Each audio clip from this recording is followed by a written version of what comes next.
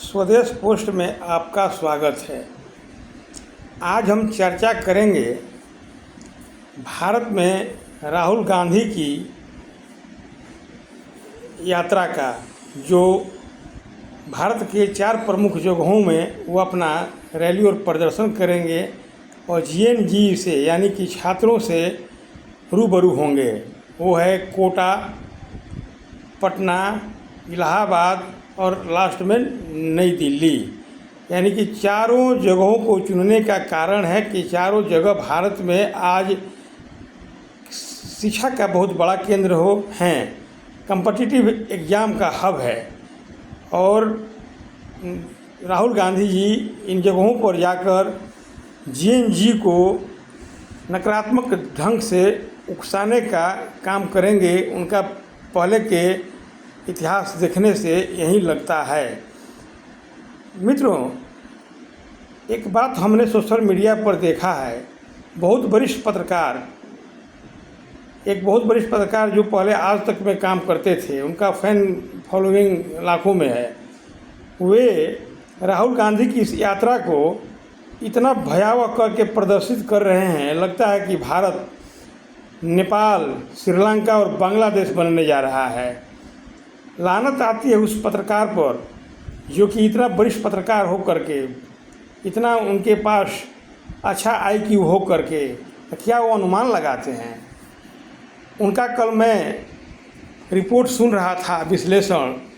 वे तो बोल रहे थे कि राहुल गांधी जब चारों जगहों पर छात्रों से मिलेंगे तो सरकार हिल जाएगी। उनके वक्तव्य से यही लगता तो है कि भारत में एक बहुत बड़ा जेएनजी आंदोलन होने वाला है। लगता है कि वो आंदोलन से राहुल गांधी को बगैर चुनाव लड़े हुए सिंहासन हासिल हो जाएगा। धन्य है पत्रकार महोदय, आप तटस्थ होकर विश्लेषण कीजिए। आप अपने स्टूडियो के रूम में बैठकर और चर्चा कर देते हैं। आपके विचारों से लगता है कि आप एनडीए विरोधी हैं। हम लोग न एनडीए विरोधी हैं, न यूपीए विरोधी हैं, न इंडिया विरोधी हैं। तटस्थ होकर के जो राष्ट्र के हित में होता है वही चर्चा हम लोग करते हैं। यही करना चाहिए सोशल मीडिया पर लोगों को जो अपना अपना विचार रखते हैं। मेरा अपना विचार है, हम समाज से जुड़े हुए हैं। हिंदुस्तान के अनेक क्षेत्रों में लोग हमारे हैं, ग्रामीण क्षेत्रों में। जेएनजी भारत में वैसा नहीं हो सकता है आज के डेट में जैसा कि नेपाल, श्रीलंका और बांग्लादेश में हुआ है। यहाँ के जेएनजी सरकार से उतना नाखुश नहीं है जितना कि विपक्ष से है। जेएनजी के लोग चाहते हैं कि हमारे देश में विपक्ष मजबूत हो, ताकि भारत में, भारतीय लोकतंत्र में चेक एंड बैलेंस की नीति बनी रहे। सरकार को भी विपक्ष मजबूती के साथ आईना दिखाते रहे, गलत चीज़ों को उजागर करते रहे, ताकि सरकार सहम करके सत्ता को चलाए, सत्ता में सहम बरते, तानाशाही रूप भविष्य में अख्तियार न करे। यह डिपेंड करता है कि हमारे देश में विपक्ष कितना मजबूत है।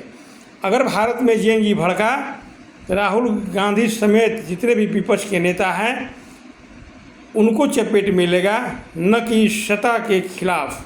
जिस प्रकार टीएमसी के छोटे से बड़े नेताओं के खिलाफ पश्चिम बंगाल के जेएनजी यानी कि युवा लोग का आक्रोश आप लोग देख रहे हैं, सत्ता के पक्ष में है या कि विपक्ष में।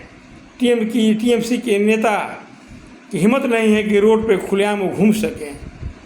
यही स्थिति संपूर्ण हिंदुस्तान में होगी। इसीलिए पत्रकार महोदय सोच समझकर अपना विश्लेषण का रिपोर्ट सामने रखिए। और राहुल गांधी को भी, यहाँ के जेएनजी को अंडर एस्टिमेट नहीं करना चाहिए। राहुल गांधी जी मुट्ठी भर लड़के आपको जय जयकार कर देते हैं मनोरंजन के लिए। वो जानते हैं कि राहुल गांधी एक इंटरटेनमेंट का साधन है, भारतीय राजनीति में हल्के में लोग लेते हैं। इसीलिए हमने कहा है कि जेएनजी को उकसाइए मत, नहीं तो जेएनजी विपक्ष को धो डालेगा, न कि सत्ता पक्ष को।